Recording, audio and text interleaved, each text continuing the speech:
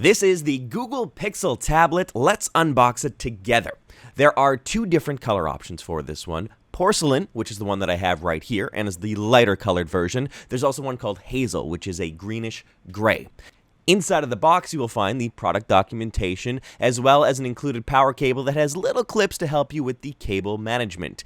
The speaker part of the Google Pixel tablet is called the dock, and there's a little magnetic connection between the base and the tablet to hold it firmly in place. The tablet itself has a 10-inch screen, and there are two cameras, both 8 megapixels, the front-facing and rear-facing cameras. On top of the device, you'll find the power button as well as volume controls.